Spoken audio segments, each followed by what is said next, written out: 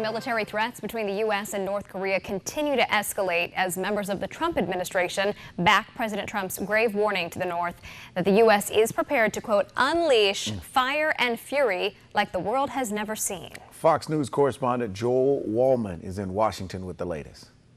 Just one day after President Trump made that ominous remark, we're hearing from both the State and Defense Departments, as well as the residents of Guam, the latest targets of threats from the North.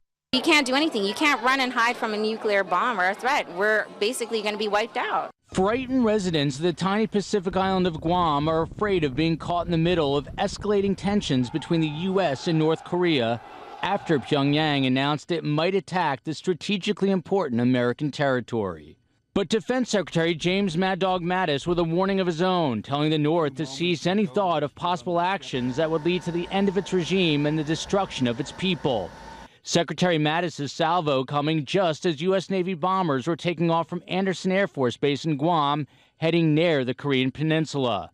The State Department today pushing back against claims that President Trump's remarks came as a surprise to those outside his immediate team. The United States, and some of you may disagree with this, but the United States is on the same page. Whether it's the White House, the State Department, the Department of Defense, we are speaking with one voice. And the world is, in fact, speaking with one voice. Meantime, the communist nation also releasing a statement of its own, pledging to make the U.S. pay dearly for all the heinous crimes it commits against the state and people of this country. Whether they're conventional, whether they're nuclear, or whether they're special forces. So the message is very clear. Don't test this White House, Pyongyang.